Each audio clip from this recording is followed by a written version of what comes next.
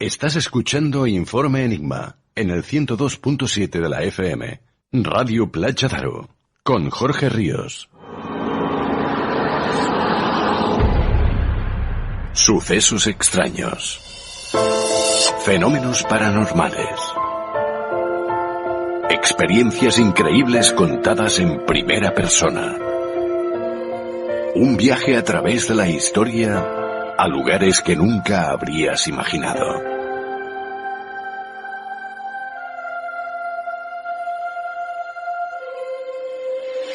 Un viaje lleno de misterio.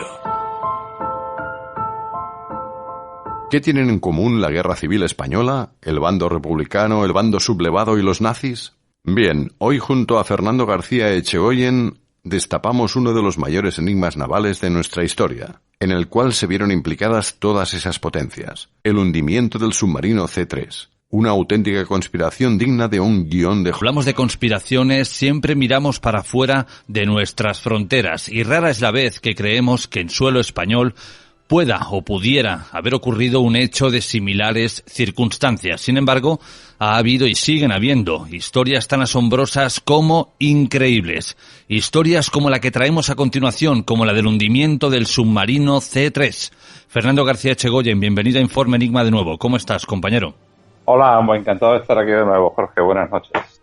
Eres de sobra conocido, Fernando, entre nuestros oyentes por defender las versiones oficiales, pero hoy, de alguna forma, te sales de la línea normal porque sí que nos traes una auténtica conspiración, la del hundimiento del submarino C3. Sí, hay una conspiración histórica que está más que probada y demostrada y efectivamente es una historia muy curiosa y lo que subyace en ella es una enorme conspiración. Además, como siempre digo cuando hablo del C3, es una conspiración por parte de todas las potencias intervinientes, ¿no? De un bando y otro, como vamos a ver ahora.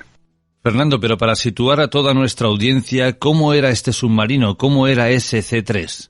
El C3 era un submarino español de la clase C. España tenía una pequeña flota de submarinos que para aquella época estaba muy bien. La Armada Española en aquella época era una armada puntera. Tenía una pequeña flota de submarinos, los más modernos de ellos eran el tipo C, estaba el tipo A, el tipo B y el tipo C. Y los más modernos eran 6 submarinos del tipo C. El C3 era uno de estos submarinos. Hay que decir que toda la flotilla de submarinos había quedado en poder de la República cuando estalló la Guerra Civil, ¿verdad? Y el C3 era uno de estos submarinos y es el que protagoniza un incidente internacional que es el que vamos a relatar aquí esta noche, que como tú bien has dicho constituye una verdadera conspiración. Hablando de submarinos, evidentemente traemos a la palestra, traemos estas imágenes actuales de estas moles robustas, ¿no? Pero este C3 se parecía en algo a los submarinos actuales. Nada. Los submarinos de hoy en día son submarinos de verdad, navegan siempre sumergidos gracias a la tecnología, ¿no? En el año 44 se inventa, el 43-44 se inventa un dispositivo que se llamaba snorkel, que permitía meter oxígeno en el submarino para que pudieran funcionar los motores diésel que recargaban las baterías que les permitían navegar sumergidas. Entonces, a partir de ese momento es cuando aparece el submarino de verdad. El primer submarino de verdad es el submarino alemán, el tipo 21, submarino de los nazis. El C3 no, el C3 eran los submarinos tipo C, eran submarinos todavía muy rudimentarios, muy anticuados, más parecidos a los submarinos de la Primera Guerra Mundial que a los submarinos que iban a aparecer en años sucesivos y que ya estaban apareciendo en Alemania, como vamos a ver, que serían ampliamente usados en la Segunda Guerra Mundial. Partamos, si te parece, esta historia en dos partes, nunca mejor dicho. Vayamos con la primera, la versión oficial, la versión que dieron las autoridades sobre el hundimiento del C3. Permíteme que haga una introducción histórica para contextualizar un poco el tema, ¿de acuerdo? Para que se pueda entender bien el tema. Cuando se produce el 18 de julio, el alzamiento militar, la Marina queda dividida, al igual que el resto de las fuerzas, en una parte de la República y otra parte en los sublevados. Queda afín a los sublevados. Lo que pasa es que la mayor parte de la Marina queda en poder de la República. Sucede que en los primeros días, en los primeros meses del alzamiento militar, en los primeros meses de la Guerra Civil, muchos oficiales de la Armada que eran afines a las ideas de los sublevados son pasados por las armas por las tripulaciones de los barcos. ¿Cuál es la consecuencia de este hecho luctuoso, ¿no? Además fueron unos sucesos trágicos y luctuosos, terribles. Pues lo que sucede es que la Marina Republicana se queda sin oficiales. Quedan muy poquitos oficiales y eso se nota especialmente en los submarinos. Los submarinos son unos barcos muy complicados de gobernar y deben ser mandados por oficiales profesionales submarinistas. Lo que le sucede a la Armada Republicana es que se queda sin oficiales. Eso baja mucho su eficacia. La República necesitaba tener el Mediterráneo, las rutas del Mediterráneo abiertas para recibir la ayuda sobre todo de la Unión Soviética, a través del que llegaba desde el Mar Negro. Y utilizaba su armada, su marina de guerra, especialmente para patrullar el estrecho de Gibraltar, para impedir que los cruceros nacionales entraran en el estrecho de Gibraltar y para dar escolta a sus convoyes. El 29 de septiembre de 1936, esa supremacía de la República en el Mediterráneo deja de existir porque el crucero Canarias y el crucero Almirante Cervera entran al Mediterráneo y hunden un destructor republicano, el Almirante Ferrandis, lo hunden al sur de Mijas, en Málaga, al sur de la cala de Mijas. Además lo hunden, demuestran su poderío hundiéndolo a muchísimos kilómetros, lo cañonean a muchísimos kilómetros de distancia. Entonces la República dispone en distintas zonas a varios submarinos para intentar proteger de alguna manera los puertos del ataque del Canarias, del Cervera. Y en Málaga, a Málaga es enviado el C-3, en unas condiciones un tanto precarias. El C-3 tenía una avería en un motor, iba comandado por un simple alférez de navío, llevaba pues, como segundo oficial al mando un capitán de la Marina Mercante que era el oficial de navegación. El C-3 estaba patrullando fuera de Málaga, recorriendo la costa en viajes de ida y vuelta, cuando el 12 de diciembre de 1936, apenas 2 meses después de que hundan al almirante Ferrandis, se produce una explosión en el submarino, en la zona de proa, justo a proa de la torreta del submarino, que lo parte en dos, se hunde rápidamente, se hunde en un minuto. De las 5 personas que iban en cubierta en ese momento, sobreviven 3, el capitán de la Marina Mercante, se llama García Viñas, y 2 marineros que son recogidos por un pesquero. El resto de la tripulación fallece, 37 hombres que se fueron al fondo del mar con el submarino C-3. En principio no se sabía lo que había ocurrido. Las declaraciones de los supervivientes hablan de una explosión a proa por delante de la torreta y que el submarino se hundió rápidamente. Pero fíjate qué cosa más curiosa. Ya al día siguiente del hundimiento, la prensa republicana publica que un submarino de una potencia extranjera había hundido al C-3 en Málaga. Es curioso porque aciertan al pleno, ¿no? Lo que sucede es que pocos días después se empieza a hablar de un choque con una mina, se empieza a hablar de una explosión interna. Las fuerzas navales de la República envían a Málaga al jefe de la flota submarina, que era el capitán de corbeta don Remigio Verdía, que hace un informe y en fin, tampoco concreta mucho que haya podido ser un torpedo. Se achaca a una explosión de baterías. En fin, se dan una serie de causas un tanto absurdas, porque una explosión de ese tamaño que parta en dos un submarino tiene que ser el impacto de un torpedo. Esa es básicamente la historia del hundimiento. Ahora viene la segunda parte, que es la constitución del... Has hablado de un nombre importantísimo y que nosotros, aquellos que vivimos en la Costa Brava, lo conocimos muy bien, el crucero Canarias. Nos dio muchísima guerra, aquel barco del bando nacional. Pero Fernando, dejando esto a un lado, ¿cuál es la versión, digamos, conspiranoica en torno al C-3? Tras del hundimiento del C-3 lo que se esconde es una operación secreta de los nazis en España. Vamos a describirla.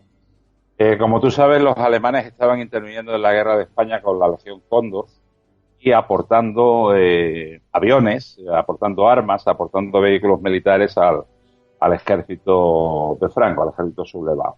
Sin embargo, todavía no habían intervenido abiertamente en la guerra en el mar, probablemente porque querían mantener oculto el poder que tenían, el poder submarino, el poder de su arma submarina. Los alemanes sabían que nunca iban a poder competir con otras potencias en la guerra de superficie, pero por lo que estaban construyendo una enorme flota de submarinos, al igual que hicieron en la Primera Guerra Mundial. Entonces los almirantes Dönitz, que era el jefe de la flota submarina alemana, y el almirante Canaris, que era el jefe del servicio de inteligencia alemana, quisieron hacer un experimento en España con los submarinos, probar la eficacia de su flota submarina. Para ello enviaron a España 2 submarinos, el U-33 y el U-34. Los enviaron en una misión ultra secreta, nadie los vio zarpar, les borraron todas las marcas que tenían en el casco, todos los identificativos, y les pusieron unos nombres en clave. Los nombres eran Poseidón y Tritón.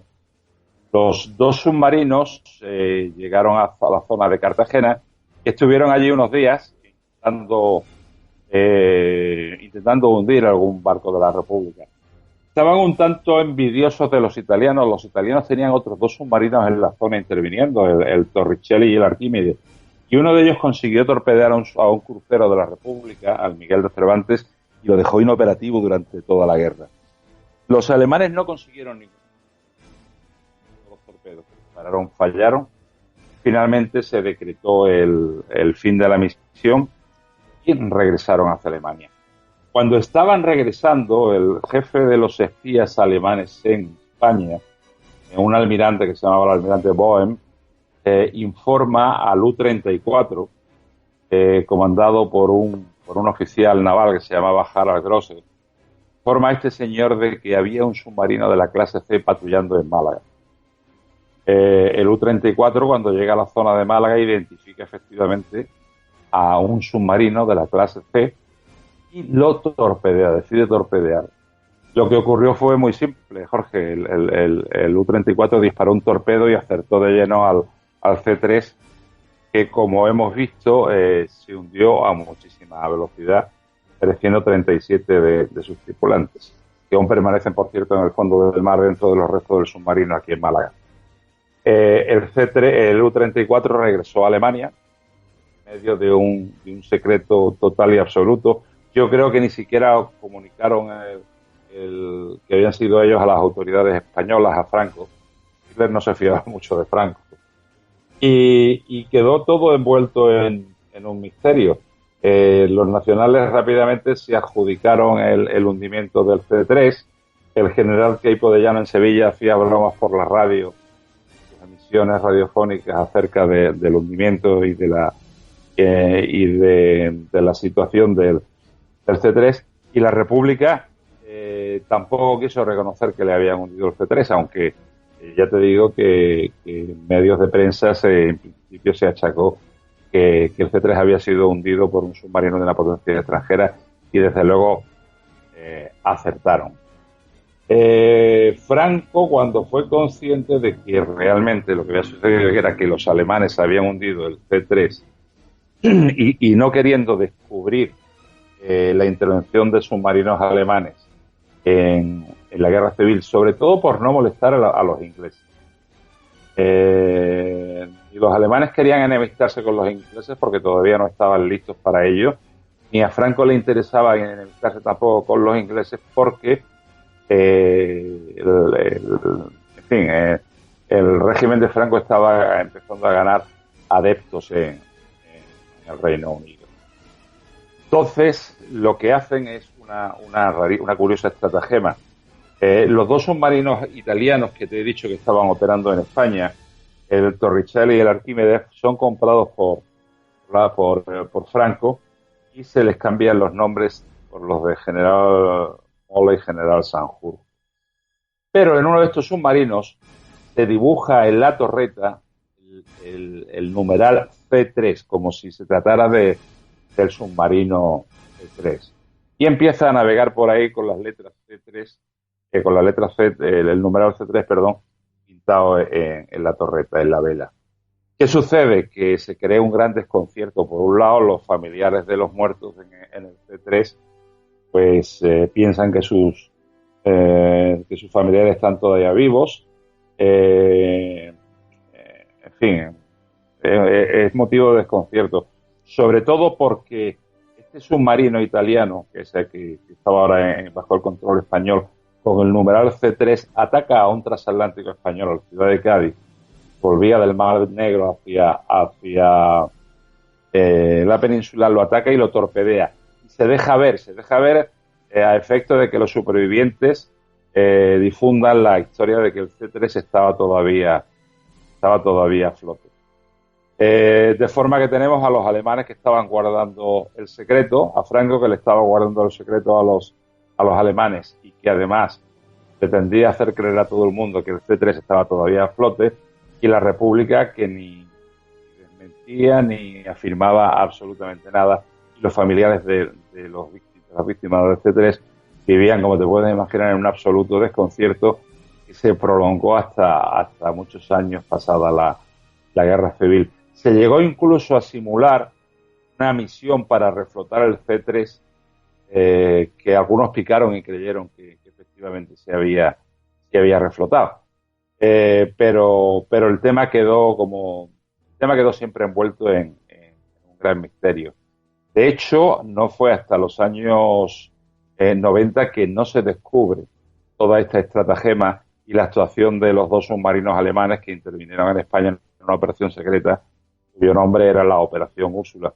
Fue gracias al trabajo de un investigador norteamericano, un catedrático norteamericano que era un gran experto en la guerra civil en el mar, la guerra civil española en el mar, quien descubre toda esta misión toda esta operación secreta en los archivos alemanes. Ni siquiera los veteranos del arma submarina alemana de la Segunda Guerra Mundial tenían idea de la Operación Úrsula y de la intervención de estos dos submarinos alemanes durante la Guerra Civil. Bautizada como la Operación Úrsula en honor a la hija del almirante Dönitz, aquel que firmó la rendición ante los aliados en abril de 1945, pero una persona con un gran carisma, una persona que sabía bien hacer su trabajo. Sin embargo, los españoles, en este caso el bando sublevado, demostró que no era muy inteligente, ya que, corrígeme, Fernando, si me equivoco, pero pintaron las siglas C3 en aquel submarino de pega con un color diferente, es decir, que de alguna forma cantaba a lo lejos. Claro, la Armada Española, los numerales son blancos, con blancos y negros, o sea, el exterior es negro y el interior del número de la letra es blanco. Y pintaron el C3 en color rojo en la torreta del submarino. Por eso los que lo vieron cuando se dijeron que era un submarino que llevaba las letras C3 en rojo, pues dijeron, ese no es el C3. Además, el perfil de los submarinos italianos y el perfil del C3 era completamente distinto. Los submarinos italianos eran submarinos mucho más modernos y tenían un perfil distinto al de los submarinos del tipo C. Pero si te fijas, todas las potencias que intervinieron ahí, Alemania, Italia, los republicanos y los nacionales, o los sublevados, todos de una forma u otra contribuyeron a esta conspiración, a esta misión secreta alemana y a esta misión de despiste. Pero, querido Fernando, ¿cómo llega esta conspiración a tomar forma? Porque a día de hoy sabemos que hubieron testimonios del hundimiento del C3 original. Es decir, quedan, pues no sé qué decir, nietos o tataranietos de aquellas personas que vieron aquel hundimiento. Te cuenta que Málaga era una ciudad republicana. De hundirse al C3 eran marineros muy humildes de la barriada del Palo. Palo es la barriada marinera malagueña por excelencia, ¿no? Entonces eran gente muy humilde que sí, que vieron hundirse al submarino, vieron la explosión y demás, pero después vieron la dictadura de Franco y el silencio, ¿comprendes? Entonces no se habló del tema. La cuestión es que en el sitio donde está hundido el C3 fluye continuamente gasoil. Aún hoy en día sigue fluyendo gasoil de los tanques de gasoil del submarino. un abogado de Málaga, Antonio Checa, que iba a pescar allí sobre los restos del C3, se preguntó que de dónde venía ese gasoil. Comenzó ahí una aventura de investigación. Vino un buque de la Armada y se descubrieron que eran los restos de un submarino español, que eran los restos efectivamente del submarino C3. Ahí salió la historia a la luz pública. Fíjate, la historia sale a la luz pública también cuando Willard Frank, cuando este señor, este catedrático norteamericano, publica sus conclusiones sobre la operación Úrsula, sobre lo que él había descubierto, ¿no?, de la misión alemana. Fue como si se cerrara un ciclo, como si la historia quedara ya resuelta. Pero es que todo el mundo estábamos convencidos de que el C3 había sido reflotado, incluso yo. Llevo toda mi vida dedicado a estos menesteres de los naufragios. En una carta náutica que publiqué con los naufragios de Málaga puse que el C3 había sido reflotado, ¿no? Porque era lo que Franco quiso que se creyera y de hecho pues estaba aquel submarino con el numeral C3 en la torreta. Nos engañaron a todos, fue una operación secreta cuyo secreto se mantuvo pues durante 50 años. Y yo aquí siento una inmensa curiosidad, Fernando, con aquel otro C3, con aquel C3 de mentirijilla que se inventó el bando sublevado. ¿Qué ocurrió? ¿Siguió navegando? ¿Lo hundieron? ¿Lo desguazaron? Bueno, ese C3 se desguazó. Ya te digo, eran dos submarinos italianos que estuvieron de servicio en la Armada Española bajo los nombres de General Sanjurjo y General Mola. Y yo creo que años después de la guerra se acabaron desguazando. Estuvieron en servicio bajo los nombres que se pusieron en España. Si no recuerdo mal, se acabaron desguazando. O sea, que el verdadero submarino C3 estaba en el fondo del mar, ahí en la bahía de Málaga.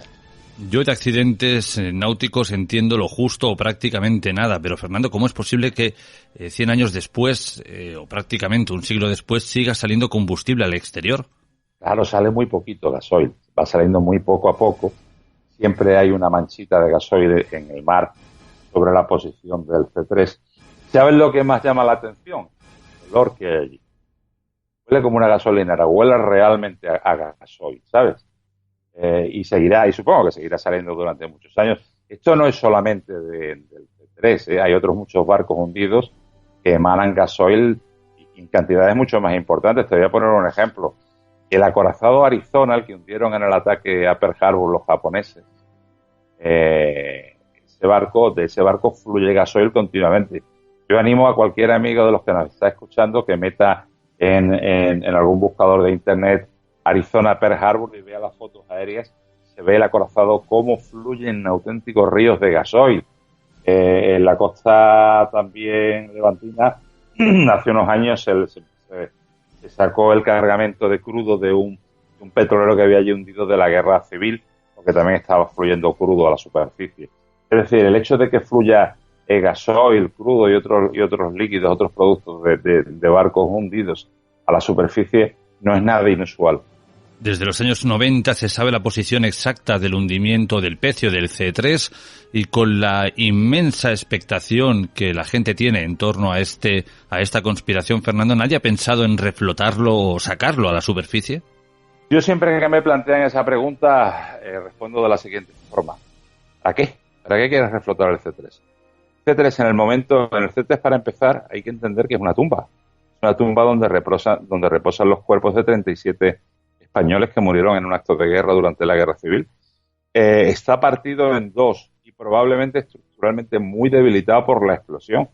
Pero es que aparte un barco como el C3, después de tantos años bajo el mar, ha sufrido una serie de deformaciones estructurales que probablemente en el momento en que tú lo muevas se va a deshacer. Tú imagínate que se consiguiera sacar el C3 a la superficie. Simplemente parar los procesos de corrosión que hay en el barco tiene un coste absolutamente astronómico. El reflotarlo, el sacarlo, no reflotarlo, eso no es una reflotación, el sacarlo del mar ya tiene un coste astronómico, pero es que el parar esos procesos de reflotación, de corrosión, tienen unos costes enormes. ¿Para qué? ¿Para qué vas a sacar el C3? ¿Para que se pudra en cualquier dique seco, en cualquier varadero y no se pueda hacer nada con él? Yo creo que el sitio donde está el C3 es su lugar de descanso, el lugar de descanso de las personas que allí murieron y allí se debe quedar. Yo soy muy poco amigo de andar moviendo muertos en el caso de los barcos hundidos. Yo creo que no tendría. Hay personas que sí, que están convencidas de que hay que reflotarlo y tal, no entiendo muy bien para qué, pero yo pienso que hay que dejarlo descansar donde está hundido. Viendo esta conspiración es inevitable pensar qué otras historias, qué otras confrontaciones han sucedido bajo nuestros mares y nosotros ni siquiera nos hemos dado cuenta, ¿no? En cuánta ignorancia histórica estamos viviendo. Por supuesto que no. Pero no solamente los alemanes, muchas más potencias, muchas más potencias. Determinadas zonas por ejemplo, de las costas españolas, en el mar de Alborán, durante la Guerra Fría, eran lugar de aprovisionamiento de los submarinos rusos, de los submarinos soviéticos. La Guerra Fría se desarrolló también en nuestras costas sin que lo supiéramos. Durante la Segunda Guerra Mundial nuestras costas se convirtieron en un campo de batalla. Nuestras costas están plagadas de barcos hundidos por los alemanes y de barcos alemanes hundidos por los aliados, ¿verdad?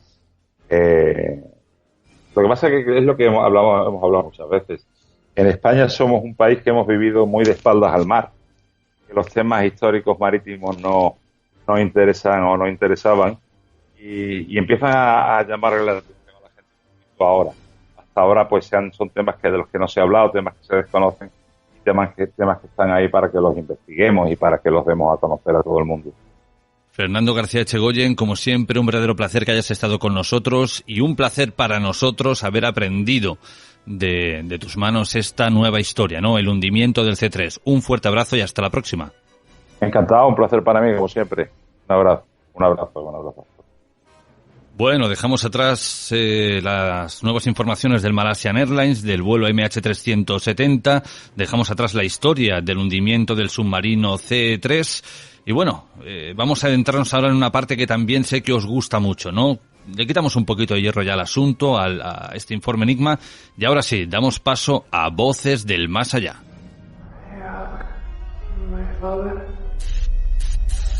Fantasmas, ufología, leyendas, historia. Estáis escuchando Informe Enigma con Jorge Ríos en Radio Playa Daro.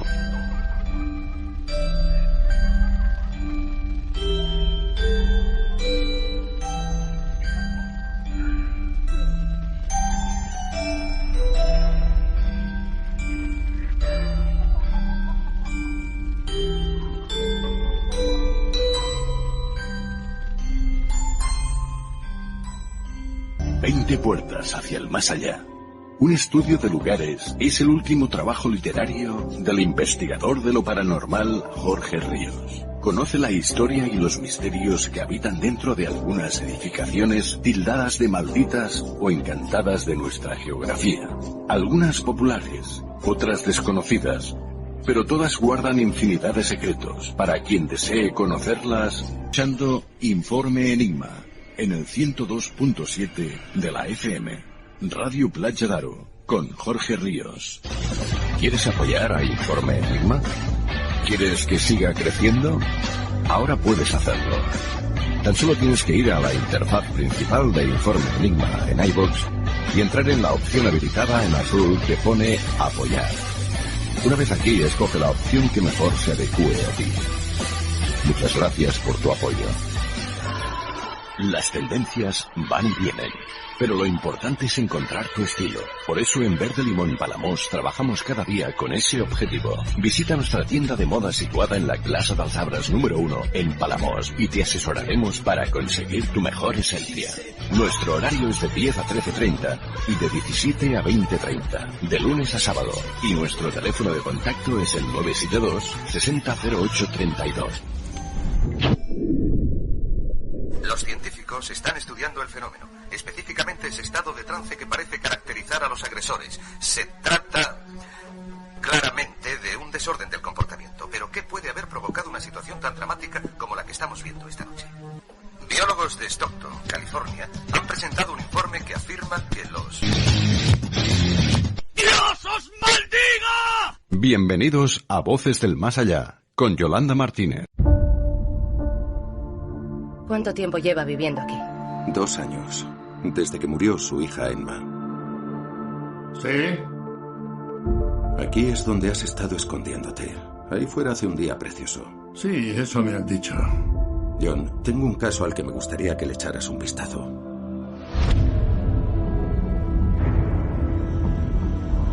Despejen la habitación, por favor.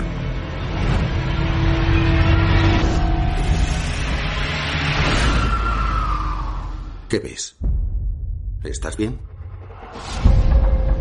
La agente Coles, doctora en... Psicopatología, Columbia. está elaborando un perfil psicológico completo del asesino. Con el debido respeto, no tengo ninguna confianza en lo paranormal. Creo que es una farsa. No hay ningún problema. Opino lo mismo de los loqueros. Vais a formar un equipo estupendo. Comencemos por el principio. 3 asesinatos. Sin ADN, nada. ¿Qué opina de la nota? ¿Quién soy? Le diré en 2 palabras quién soy. ¿Qué hago y cómo vivo? Es de la ópera La Bohème. Escuché esas mismas palabras el mismo instante en el que estaba leyendo el informe que me trajo del caso. Hemos recibido una llamada anónima hace una hora. 4:16. ¿Un verso de la Biblia? Es la hora, las 4:16 en punto. Sabía que llegaríamos justo a esta hora, porque él lo sabe todo. ¿A qué te refieres, John? Él ve cosas igual que yo, pero a él se le da mejor. Hola, John. Quería conocerte hace mucho tiempo. Tú sabes por qué hago lo que hago. A veces los mayores actos de amor son los más difíciles de cometer. Nos lleva una gran ventaja y estamos haciendo lo que él quiere. Vamos, John. Cuéntame lo que estás viendo. ¿Dónde está? No me falles ahora. No hay vuelta atrás. Alguien morirá esta noche. Por el amor de Dios. Nos lleva a una trampa. ¡Concéntrate! ¡Arriésgate! ¡Ya lo tengo!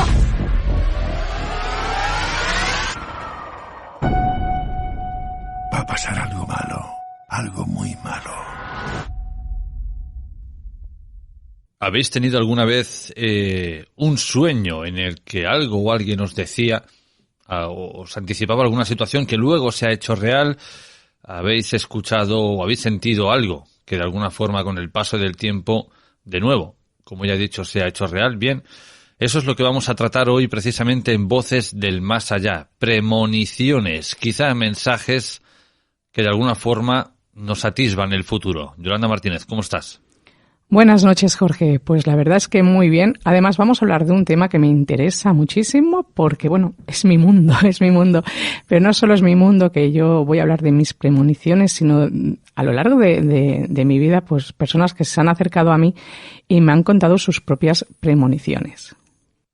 Y en tu caso, Yolanda, cuando hablamos de premoniciones, ¿es algo que tú has podido sentir, que has soñado, que alguien de alguna forma se ha acercado para decirte ocurrirá esto y luego ha sucedido?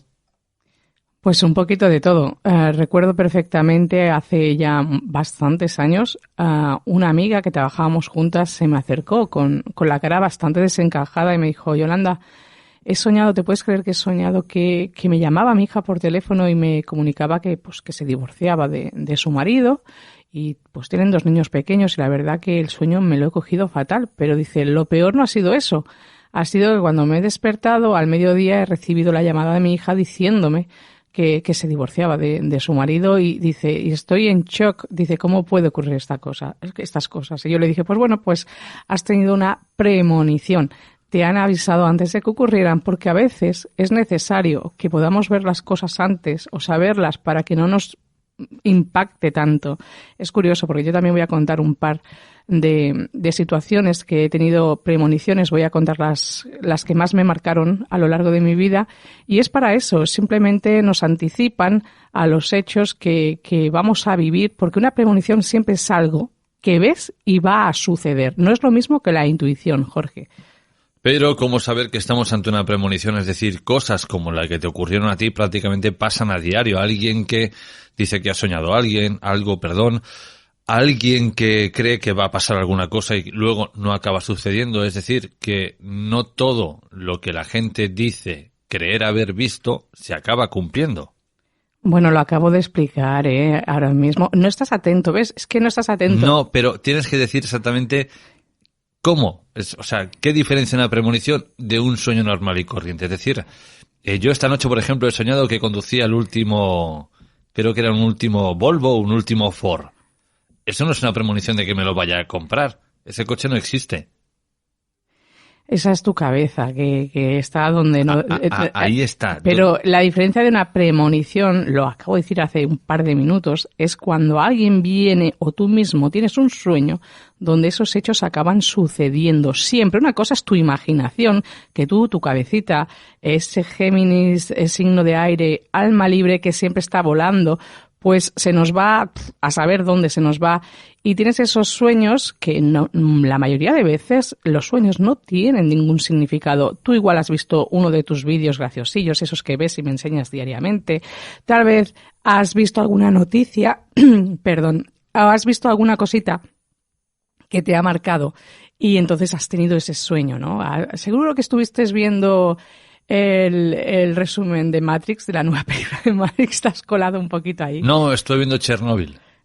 Bueno, vamos a dejarlo. Entonces, ¿veis cómo no va a tener esos sueños? Pero una premonición es justo lo que le sucedió a esta amiga y compañera de trabajo hace muchos años, donde pudo esa misma noche captar ese mensaje donde su hija la llamaba y le decía pues que se iba a divorciar de su marido cuando acaba de tener otro bebé, o sea, eran 2 niños muy pequeños, y fue un bastante impactante para ella, y al mediodía eso se hizo realidad. Esa es la diferencia, es como una intuición, Jorge. Una cosa es tú tener intuición de algo, decir, tengo o intuyo que puede ocurrir esto, o intuyo que esa persona me está engañando, o intuyo muchísimas cosas. Pueden ser que sí o pueden ser que no. Eso es muy diferente, la intuición que la premonición. Entonces, la diferencia entre la intuición, la premonición y un sueño es el resultado. Es decir, si aquello que sueña se cumple, premonición. Exactamente. Pues así de fácil, ya está. Es que es así de fácil. Es que una premonición es aquello que siempre acaba ocurriendo, es aquellos que te lo pueden dar a través de un sueño, como has dicho tú. Yo tuve una de mis experiencias, tal vez más duras que he tenido que vivir a lo largo de mi vida, y tuve la premonición totalmente despierta. Pero voy a contar primero la primera premonición que me impactó mucho, que fue un tema familiar. Fue, pues mira, mi hermano acaba de comprar un coche hace unos meses y soñé una noche que aparecían unos monjes, Jorge, curiosamente unos monjes, con sus capuchas. Habían varios, no te puedo decir si habían 2, 3, habían varios. Y iban de color marrón, un color marrón fuerte. Yo no les podía ver la cara, eran monjes, se cubrían el rostro con la capucha y me comunicaron que mi hermano tendría un accidente y que no lo podían evitar, que les sabía muy mal que no lo podían evitar, pero que estaría bien, que no me preocupara, que todo estaría bien. Bueno, pues así fue. Mi hermano tuvo ese accidente y evidentemente no lo pudieron evitar porque el culpable fue él, ya que se saltó una continua, adelantó un coche, se encontró otro de frente, el compañero que había al lado saltó por los aires porque encima no llevaba el cinturón, pero gracias a Dios todo acabó bien, ellos estaban bien, sin coche, ese coche que se acaba de comprar se quedó sin él, pero lo que era él estaba bien. Así que esos monjes, esa premonición que me anunciaron que tendría ese accidente, pues así no ocurrió. Ahora hay que ver por qué los monjes o benedictinos o franciscanos vinieron a verte, vinieron a darte justo ese mensaje. Podría haber sido, no sé, tu padre, que ya está en el otro lado, pero, ostras, los franciscanos o los benedictinos dan que pensar, ¿eh? Bueno, en los maestros ascendidos también hay monjes, quiero que lo sepas, ¿vale? Si tú conoces un poco el mundo de los maestros ascendidos, te encontrarás los monjes, te encontrarás de todo. Entonces, yo sé que eran pues una parte espiritual que vino a decirme eso. Mi padre ya os dije que ya había venido una vez, pero fue por llamada telefónica donde me nombrara precisamente este hermano y a otro, y fueron los dos que tuvieron un accidente, pero ese accidente sí que fue mucho más grave, se podían haber jugado la vida. En este caso no solo vinieron a decirme que mi hermano iba a tener un accidente, que no me preocupara, que todo iría bien, pero que no lo podían evitar, no podían hacer nada, y es que, ya te digo, mi hermano se saltó una continua. Yo voy a tener aquí una especie de revelación o premonición, que tus hermanos dejen de coger coches. Bueno, no solo coches, es que no solo fue coches, uno con moto, otro con coche así. Bueno, es igual, que dejen de conducir. Yo también, por suerte ya han madurado bastante.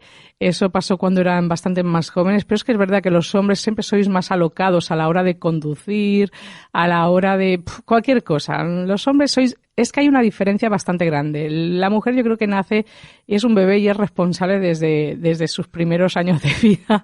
Tenemos la responsabilidad, esa diferencia que nos marca, oye, que no me estoy metiendo con los chicos, pero muchos me tendrán que dar la razón de que a lo largo de la vida yo tengo que decir que yo, donde vivía, había un chico que todos sabíamos cómo iba a terminar, pues que iba a terminar mal por cómo conducía, y así fue.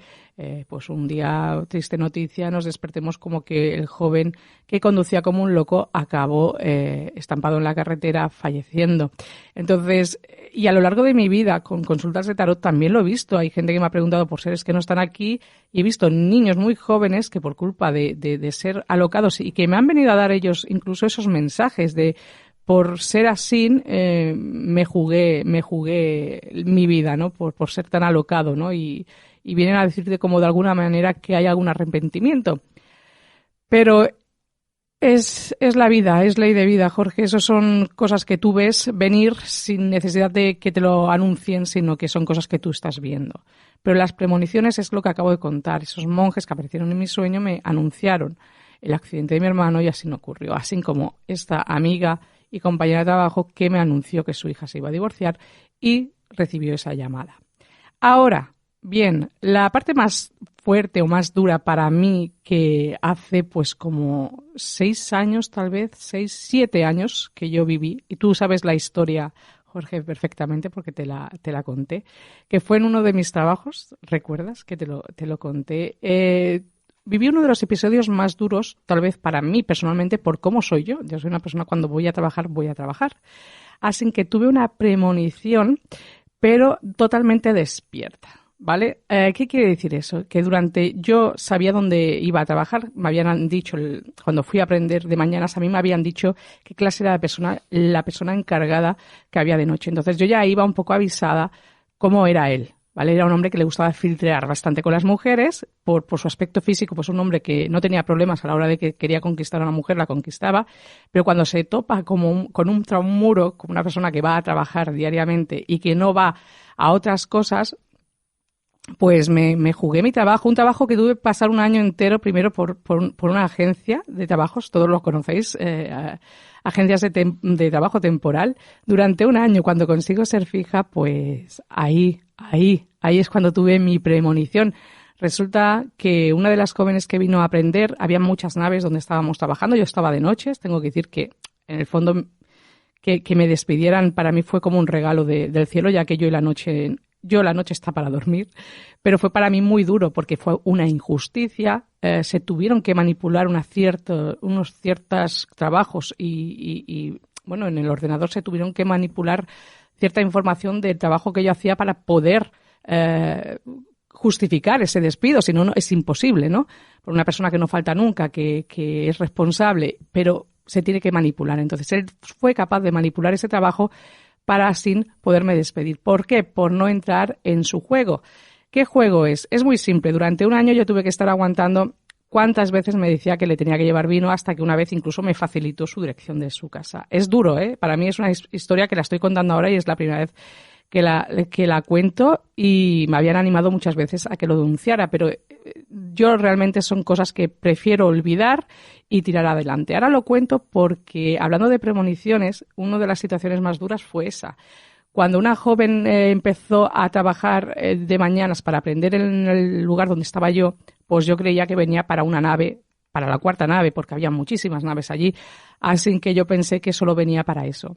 Pero todo cambió cuando venía a un puente. Entonces ella se me acercó y me dijo, ese fue el momento clave de mi premonición, se me acercó y me dijo: Yolanda, el martes ya empiezo de noches. Entonces me dio un golpe muy fuerte en el pecho y pude comenzar a ver imágenes en mi cabeza, como proyecciones, para que lo entendáis, totalmente despierta, porque eran cerca de las 6 de la mañana, yo estaba trabajando, y comencé a ver cómo me despedían, cómo veía mi despido, cómo me iba a quedar sin trabajo, Comencé a verlo con proyecciones, boom, boom, boom, me vino. Digo, madre mía, me van a despedir. Entonces la chica me preguntó, ¿te ocurre algo? Porque te has quedado muy callada. Y le dije, no, digo, me alegro mucho ya que empieces tu turno de noche.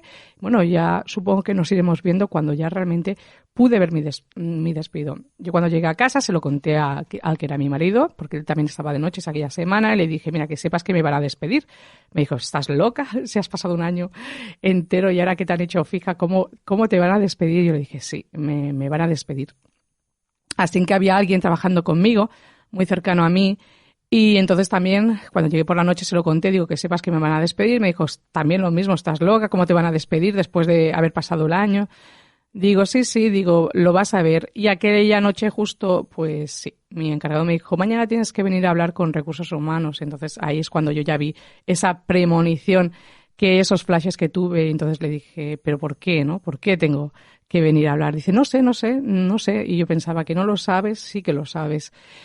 Entonces, esa premonición que tuve despierta, totalmente lúcida, pues pude verlo, y así fue. Al día siguiente, pues acudí a recursos humanos y me dijeron que me despedían porque mi rendimiento había bajado en el turno de la noche. Yo digo, yo creo que no. Digo, más que nada ha sido manipulado. Entonces, bueno, pues ahí queda la cosa. Es una historia bastante durilla para mí que ya he superado.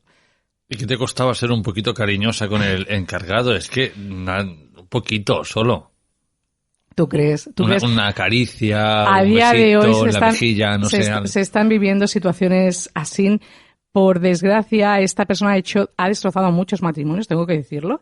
Incluso el marido de una de ellos se coló en el trabajo y es raro que esté vivo porque creía que lo mataba. O sea que ha vivido situaciones este hombre bastante dramáticas como para siempre estar metido en jardines donde no le corresponden. Le toca ir a trabajar y se debería dedicar a eso. Cuando se encuentra contra un muro con una persona pues que no está receptiva, evidentemente ni a traerte el vino, ni mucho menos a tu casa, ni al trabajo, ni irme, porque podría contar muchísimas cosas que viví y creo que nadie debería vivir estas situaciones en un trabajo. Aquí no se viene a hacer terapia, ¿eh? Esto es un programa de misterio pues que ya, al final... Me ha venido muy bien. Ya no sé, yo, bueno, pues empezaré a cobrar por hora. Hablando de premoniciones, siempre me viene a mí a la mente, quizá lo fuera, tampoco sabría decirlo con certeza, aquella que tuve en torno al hotel Panorama hace ya unos cuantos años, que aparcaba en San Feliu y precisamente vine a comprar los regalos vine a ayudar a los Reyes, que no sé quién puede estar escuchando el programa, y de repente aquella noche sueño que aparco porque no había sitio justo delante del Hotel Panorama, que entraba, lo veía restaurado, lo veía, bueno, de nuevo en funcionamiento, y que ocurre que al día siguiente vengo a San Feliu, aparco delante del Hotel Panorama porque no había sitio donde estacionar el coche, y al poco tiempo recibo un mensaje en el móvil de Radio San Feliu que dice: el Hotel Panorama finalmente se ha vendido y en breve comenzarán las obras de restauración. No sé si eso se le puede llamar premonición. Claro, todo al final entra en premonición.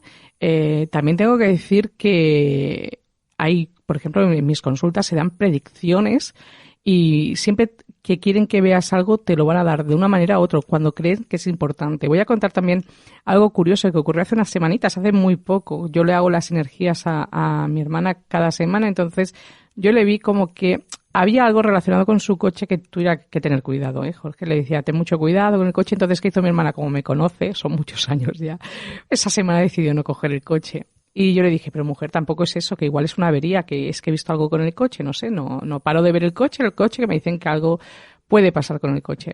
Así que a la semana siguiente recuerdo además que se lo hizo presencial porque estaba en su casa y se lo hice presencial las energías y digo, ¿te puedes creer que veo otra vez el coche? Y me dice, no me digas. Digo, sí, otra vez el coche. Digo, veo un accidente de coche, veo algo. Digo, no sé, que me están alertando de un coche. Y bueno, resulta que no fue mi hermana, que al final la que tuvo el choque con el coche fui yo. Un chico muy majo donde yo vivo, pues se saltó un stop. Evidentemente no me dio tiempo de frenar, chocamos. Tengo que decir que él se dio a la fuga, esta juventud tan maja, pues ese accidente que yo no paraba de verle a través de mi hermana, al final es una premonición, pero también una predicción. hecha por mí, viendo mi propio golpe, que fue fortuito, que al final quedó en un golpe, pero que hoy en día es que no puedes estar tranquilo ni fiarte del otro conductor, porque hay gente pues que no debería conducir.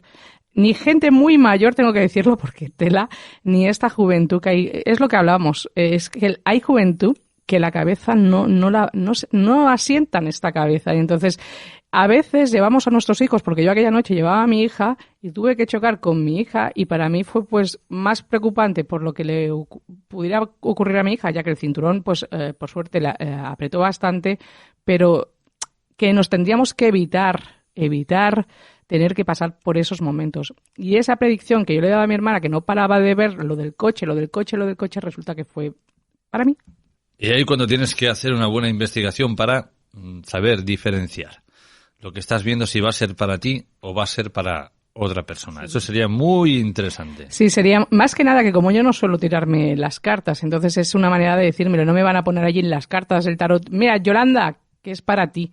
Vale, no, eso no. A mí, siempre he dicho, y con el tarot siempre lo he dicho, a mí nombres no me dan. A mí cuando alguien me pregunta, ¿me voy a tener una relación con esta persona? Digo, mira, yo me veo una relación, pero no sé si se llama Pepito o Manuel, no lo sé, porque a mí nombres no me dan. Igual que tuve esta predicción donde yo veía el golpe en el coche, resulta que estaba viendo mi propio golpe. Bueno, no es la primera vez que me ocurre eso. No es la primera vez que predijo algo a través de una tirada de mi hermana. Le digo a mi hermana, antes de divorciarme, veo a alguien que se va a divorciar en la familia, resulta que la que se divorció fui yo. Y no había ni expectativas, ni preparativos, ni lo había pensado. O sea, no es la primera vez que en una de las tiradas a mi hermana pues veo algo que me ocurre a mí. Pero es lo que te digo, no suelo tirarme el tarot, a no ser que necesite ver algo pues como una llamada, pues estoy esperando algo importante pero a mí es que ya no me dicen nada, ya me lo dicen a través de mis sueños también. Yo voy a hacer de abogado del diablo y de alguna forma, a medida que vas hablando, voy metiéndome en la piel del oyente. Y ya que tienes estas premoniciones, ya que tienes estos sueños adivinatorios, más de uno estará pensando, dime el número de la lotería. Es que sabía que ibas a ir por ahí, ¿Tú te crees que si me dieran el número de la lotería yo estaría a veces donde estoy? ¿Estaría ya en las Bahamas o estaría allí viviendo en una isla perdida? Pues no, evidentemente no me lo dicen. Tampoco me interesa, ni siquiera compro, Es que ni siquiera compro el número de Navidad. Muchas veces, durante muchos años, sí que había comprado el número final porque es lo que más podía ver, hasta ahí puedo leer. Pero luego, total, para que me devolvieran la vuelta, e incluso me había podido llevar, 100 o 200 euros, pero tampoco es algo que a día de hoy me motive. Ya la lotería es algo que no me dice nada. Bueno, a Yolanda 100 o 200 euros no le motiva, pero a otras personas sí. Entonces, si ves el número final... Vale, pues lo diré. Dilo. Lo diré. Ya te digo, hace años que antes lo hacía mucho porque me lo preguntaban muchísimo. Y lo hacía, pero lo hacía más por los otros que pues yo ya cogía lo hacía y me lo compraba también. Pero es verdad que hace años que dejó de interesarme muchísimo lo que es la lotería de Navidad. Prefiero pasar, si veo a un señor del cupón, pues le compro un número, o si tengo que hacer un euromillón, creo que te inviertes menos y puedes ganar más. No sé, es así, pero es verdad que el tema de la lotería, si a mí me dieran todas estas cosas, ¿cómo cambiarían? ¿Cómo cambiarían? No, hijo mío, no tengo tanto enchufe, ni tengo tanta, no sé, la cobertura a veces, si pido estas cosas me dicen, va a ser que no, Yolanda. Ya sabéis, para saber si es una premonición o no lo es, tenéis que esperaros hasta el momento final. Si se cumple, era una premonición. Si no, un sueño como otro cualquiera. Bueno, claro, las premoniciones además son inmediatas, ¿no? Una premonición, tengo que decirte que hace poquito vi la película de Premonición de Sandra Bullock y tengo que decir que el guionista de la película no sé si sabe cómo funciona el tema de las premoniciones, pero me dio la sensación que no tenía ni idea, porque es que al final ese señor acaba muriendo por culpa de su mujer, por la histérica de su mujer, que lo acaba llamando por teléfono y el accidente hace pararlo ella, le dice que gire, que dé la vuelta a la carretera, cuando realmente ahí es donde tiene el accidente. O sea, eso no es una premonición, señor guionista de la película Premonición, eso es un asesinato en toda regla. No será una premonición, pero acabas de hacer spoiler y te acabas de cargar el final de la película para aquellos que no lo hayan visto. Pero sí tiene más años que Matusalén. Yo no la he visto. Bueno, eso es normal en ti. Si hablamos de la otra premonición de Anthony Hopkins. Es así. Esa es muy buena. Ahí es curioso, ¿eh? Qué dos mentes tan diferentes. Claro, la mente, la mía y la suya. Sí. O la mía y la tuya podría ser, tranquilamente, ¿vale? Uno lo utiliza para el bien, el otro lo utiliza porque cree que debe aliviar el dolor de un sufrimiento donde ve que gente que va a fallecer, pues los mata él antes, ¿no? Así son las premoniciones, ver las cosas antes de que sucedan. No es necesario ser como, es que el otro actor no me sale, el guapetón, que no me sale. Mira, tampoco te sale. No. El Anthony Hopkins sí, porque es un actor, pero el otro es un actor que me encanta también. Hace un papelazo en esa película tremenda, pero se sale de los papeles que siempre ha hecho el otro actor. Anthony Hopkins sí que ha hecho, incluso, si no me equivoco, El Rito fue la que hizo, y la verdad es que hace es que ese hombre hace unos papeles excelentes en las películas. Y el otro actor, pues me chocó bastante porque se salía un poco, ¿no? de su dinámica como actor, y la verdad es que me encantó, pero eran dos mentes donde ellos dos eran iguales, absolutamente iguales, simplemente que uno lo utilizaba para hacer el mal porque creía que era una manera de aliviar el dolor. Bueno, si alguien no la ha visto, la recomiendo. No vamos a contar el final, pero está muy interesante. Ya. Está muy interesante. La de la Sandra Bullock sí que la he contado porque a mí me chocó bastante ver una película que hacen de una premonición y que está basada en que al final es ella la que provoca ese accidente donde fallece su marido. Me chocó muchísimo. No llueve a gusto de todos. Yolanda Martínez, formas de contacto.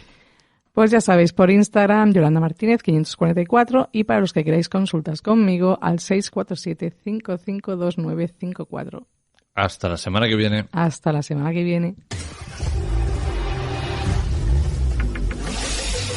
Te recordamos las formas que tienes de ponerte en contacto con Informe Enigma.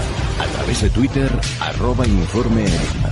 Por correo electrónico, enigma-rpa@hotmail.com. O bien en la página de Facebook Informe Enigma. Contacta con nosotros. Bienvenidos al mundo mágico de Divina Luz.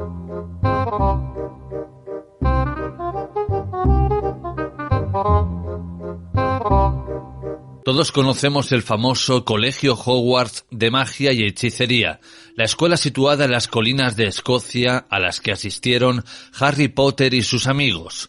Una auténtica fábrica de sueños, y si bien es cierto que estamos hablando de una obra de ficción llevada a la gran pantalla, muchas son las personas que desde ese momento empezaron a cuestionarse si realmente existe el mundo de la magia, si hay energías invisibles para nuestros ojos y que de alguna forma afectan a nuestro día a día, si hay poderes superiores que escuchan cada una de nuestras plegarias. Bien, precisamente por eso, precisamente por esas dudas, queremos dar rienda suelta a este nuevo espacio, un lugar donde encontraremos respuestas a muchas de estas dudas, y viene de manos de nuestra buena amiga Divina Luz. Divina Luz, bienvenida, ¿cómo estás?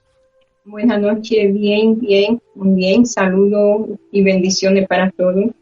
Es la primera vez que estás con nosotros, que visitas nuestra casa, la primera de muchísimas otras ocasiones. Por lo tanto, Divina Luz, creo que la audiencia debería conocerte un poquito más, ¿no? Entonces, ¿quién es Divina Luz? Divina Luz es una persona, un ser humano común y corriente como cualquier otro, pero con una especialidad espiritual, con una especialidad de santería, de limpieza, de capaz de dar limpieza espiritual, de canalizar, de ayudar y, ¿por qué no?, de repartir bendiciones de las que ya recibo. De todas estas palabras que has utilizado para definirte, hay una en concreto que a las personas suele darle miedo o bastante respeto, ¿no? Quizá por la falta de información o quizá por la versión más oscura que nos han vendido ciertos medios de comunicación, y esa es la santería. Sí. La santería es lo más bello del mundo espiritual, porque cada santo tuvo su historia, cada santo hizo una buena obra y por eso son santos y tienen la fuerza para, a través de una persona con una energía positiva capaz de recibirlo, poder dar bendición y ayudar a los demás. No es de tenerle miedo. La santería es algo limpio, es algo puro. Aunque puede ser que a muchas personas sí le puede dar miedo, porque hay muchas derivaciones de la santería, pero la santería en sí es pura y es limpia. Ahora sabemos un poquito más quién es Divina Luz, pero claro, evidentemente todo esto que nos has contado no se adquiere de la noche a la mañana. Esto no es como entrar en nuestros buscadores y aprender o leer o hacer un curso, ¿no? Esto de alguna forma se tiene que heredar. Bueno, yo desde los 9 años yo recibo misterio, yo recibo fuerza espiritual. De 9 años, cuando no podía expresarme ni hablar, podía hablar y transmitirle a un público con 9 años de edad. Y es cierto, esto no se estudia, con esto se nace. Podía decir que podía venir de familia, porque vengo de una familia muy creyente, y mi bisabuela pues tenía no tanto como ella, pero sí tenía un gran trabajo, una buena energía, una buena capacidad. Y bueno, yo sé que quizá no voy a ser como ella, pero le sirvo a ellos y al público que me necesita. ¿Y no tuviste miedo la primera vez que te diste cuenta que podías ver o comunicarte con esas entidades que no están en nuestro plano dimensional? Sí, al principio no me daba miedo, pero sí sentía, me daba vergüenza, porque la persona me trataban con un respeto que no era el trato que se le da a un niño de 9 años. Todo el mundo pues me decía, usted me trataba con un respeto, con una delicadeza, y bueno, a veces eso me hacía sentir un poco incómoda, pero gracias a Dios y a mi madre, que siempre estuvo ahí. Siempre ahí. Decía, no te avergüences de lo que tienes, porque es algo que tú no lo has pedido, es algo que tú no lo has comprado, es algo que tú no, que te llegó. Eres elegida, y si eres elegida, pues alabado sea, tiene que servir. Y bueno, me acuerdo que venía de la escuela y me esperaban personas en mi casa a esperar que yo que descanse, para poderle dar atención a esa persona. A lo largo de todos estos programas iremos potenciando un poquito más en cada una de estas habilidades, pero ahora que estamos próximos a las puertas de las fechas navideñas, es un momento en el que las energías están en pleno auge. Y hoy queremos hablar precisamente de eso, de energías positivas y energías negativas y cómo usarlas en nuestro beneficio. Pero Divina Luz, cuando hablamos de energías, ¿a qué nos referimos? Bueno, la energía es como la columna de cada ser humano. Es el interior, es la columna principal. La energía puede ser negativa como puede ser positiva. Puede dar energía, ya sea positiva o negativa, dan su fruto. Claro, las buenas energías pues dan buenas energías. Y la persona a veces quizá no saben que tienen una energía negativa o positiva, Si no piensan, yo soy así, así soy y así seré. Pero la energía yo digo que es una ciencia, es una columna que se puede alimentar de la fe, del amor, de la confianza y sobre todo de la paciencia. Porque si no tiene paciencia, no permite, no le da paso a la energía que haga su trabajo en ti como debe de ser. Y el hecho, Divina Luz, de que cada persona tenga más energía negativa o más energía positiva, ¿esto ya viene de alguna forma desde el nacimiento o es algo que alguien le transmite?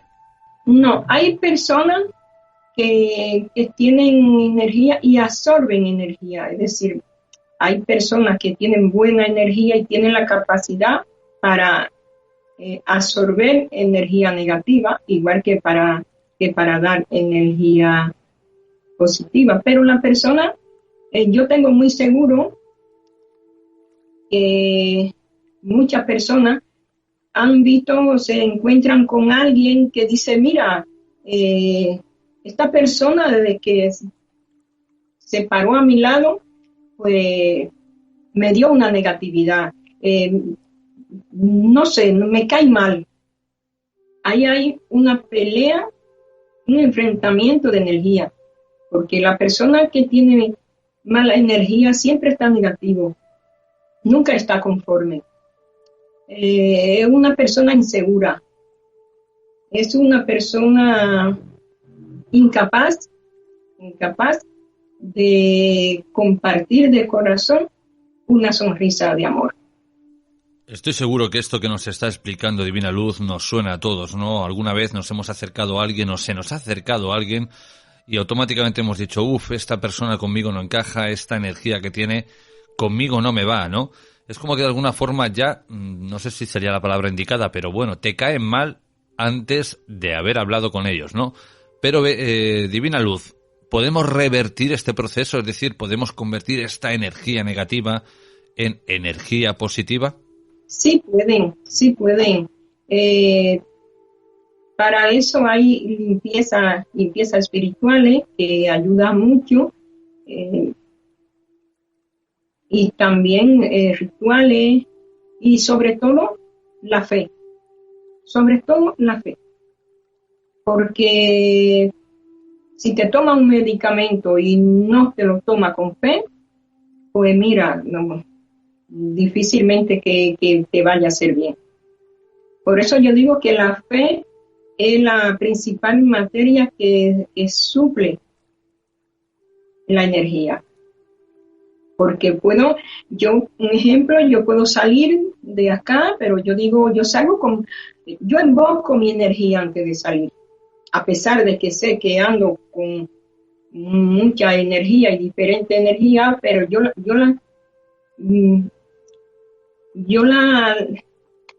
vivo, yo la motivo, y yo digo no, y cuando se me presenta algo negativo, yo digo no. Cuando se me acerca una persona negativa, pues yo, que tiene energía negativa, yo la presiento inmediato. Y sé combatir, y eso sí se combate con limpieza espiritual y con la fe. A través de limpiezas espirituales, como luego hablaremos, se puede de alguna forma revertir este proceso. Y quizás suene un poquito extraño lo que voy a decir, ¿no? Parece que sea una tabla de ingredientes de algún tipo de postre, pero bueno. Divina Luz, ¿qué tipo de características tiene una persona cuando tiene energía negativa? Lo digo porque quizá alguien que nos esté escuchando está pasando por algún momento y puede ser que se sienta identificada y aún esté a tiempo de revertir ese proceso. Una persona negativa es una persona negativa, es una persona que tú le presenta una silla para sentarse y no está conforme. Es una persona que inmediatamente puede llegar a un grupo e inmediatamente desalborota el hormiguero, porque lleva la energía por fuera, se nota. Es una persona que si está en un lugar no cabe con otra persona, no se siente cómodo. pero no se siente cómodo porque no le dan comodidad. No se siente cómodo porque no se siente cómodo con la persona que le rodean. Porque el que tiene energía negativa no se llena con nada. No es satisfecho, no es feliz, nada lo alegra. Y cuando hablamos de estas limpiezas espirituales, ¿a qué nos estamos refiriendo, Divina Luz? Sí, es una limpieza espiritual, es como tú lavar, es como tú darte un baño, como darte un baño y limpiarte todo lo que pueda conseguir en la calle durante el día. Es como un baño de la noche, de final del día. Es una limpieza, lo único que la diferencia va a ser que te da un baño para limpiar el residuo del día, y esto va a ser una limpieza pues, para el alma, para el aura, para adentro. Hablando de energías, hoy quiero enfocarlo en dos temas recurrentes, que son quizá los que más preocupan a la sociedad, más incluso que la salud. Esto es a veces bastante llamativo, que es el amor y el trabajo. ¿Cómo influyen las energías, Divina Luz, en estos dos campos? Bueno, primero vamos a ver por el trabajo. Con el trabajo, la persona con mala energía llevan luto a su lugar de trabajo, llevan oscuridad. Si trabaja ante el público, es un espejo nublado. No transmite seguridad, no transmite la fuerza.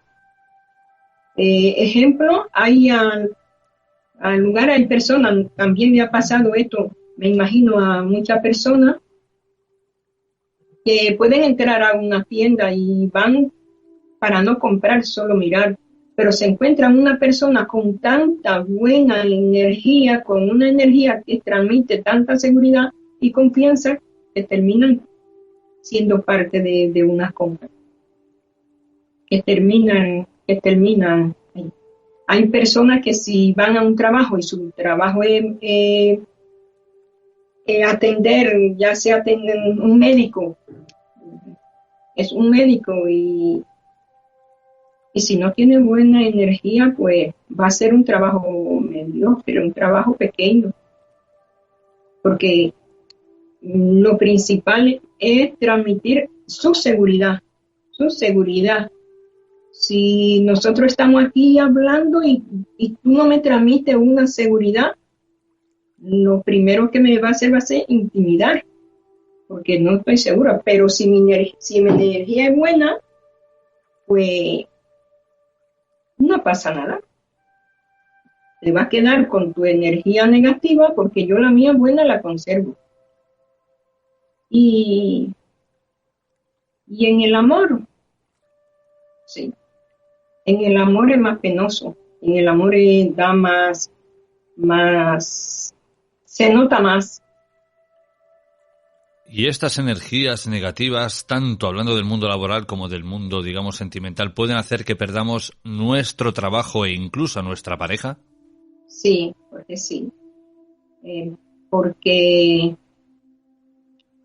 imagínate una persona que tú como jefe, que tenga una persona con mala energía, que no tenga buena cara para el cliente, que no tenga buena cara no tenga una seguridad para su trabajo, no represente una presencial a su trabajo, pues tú como jefe te vas a quejar.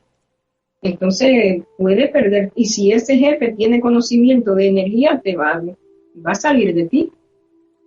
Y en el amor, cuando se juntan dos personas con energía negativa, no van lejos, no hay felicidad. Aunque tengan todo, pueden tener todo el dinero y todos los bienes del mundo, pero no son felices. Y fácilmente una de estas dos parejas deje este paso de tenerlo todo a irse a vivir con otra persona que tiene poco o casi nada, pero tiene la buena energía, tiene la comprensión, tiene la paz, porque la energía causa paz, si es buena. Entonces, a veces hay personas, hay parejas que tienen energías diferentes. Si la tienen energía buena, son positivas los dos, pues las cosas les salen bien, porque unen fuerza, porque unen y comparten el amor y forman una protección ambos, que aunque aparezca otras tercera persona con mala energía, pues no le afecta, porque ellos mismos han creado su propia defensa con su fuerza, con su fe, con su amor, y han construido su propia energía. Bueno, que nadie se alarme, que no está todo perdido, y para eso tenemos aquí a Divina Luz, porque hoy, hablando, como digo, de estas energías y estando próximos a las fechas de Navidad, nos trae algunos remedios para revertir estos procesos. Divina Luz, ¿hay algún ritual, o como he dicho ya, valga la redundancia, algún remedio que nuestra audiencia pueda poner en práctica para cambiar el rol de las energías? Sí. Primeramente hay que luchar con esa energía negativa en estos días tan especiales, para compartir y transmitir a la familia, pues hay que revertirse de esta energía positiva, hacer un gran esfuerzo.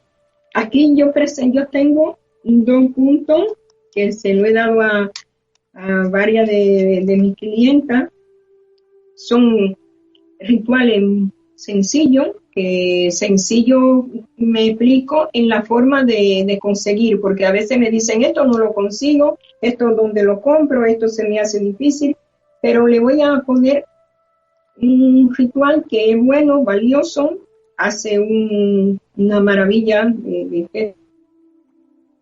está al alcance de casi todos.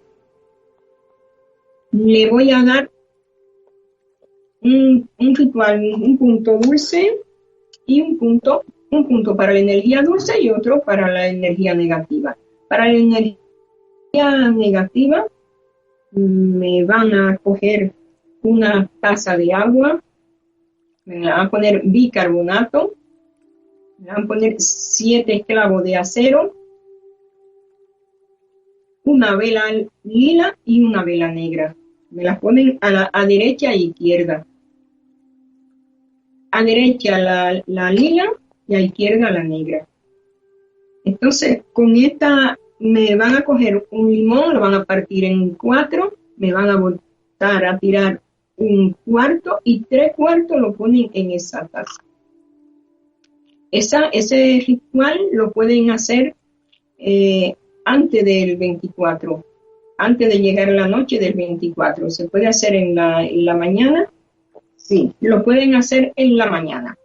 Luego, por la noche, pues tengo un ritual dulce que me gusta mucho personalmente, porque es un punto a San Antonio que va con el amor, con el pan de cada día, con el pan de la enseñanza, el pan de alimenticio y el pan de la paz. Es coger una taza de leche de coco, una copa de vino, 2 cucharadas de pan rallado, 3 cucharadas de vainilla, una cucharada de miel de abeja y 7 velas de color amarillo para el dinero,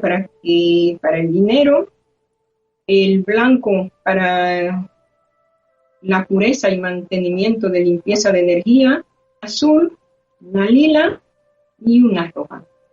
Y les ponen un poco de polvo de imán, pero si no encuentran el polvo de imán, pues le pueden poner polvo de dinero,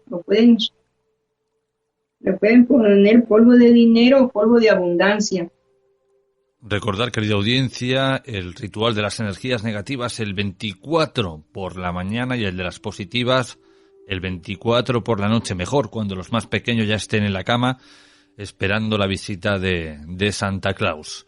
Mientras tanto, Divina Luz, si alguien quiere ponerse en contacto contigo por estas limpiezas espirituales o para que la puedas aconsejar sobre qué hacer en esta u otras situaciones, ¿dónde pueden contactar contigo?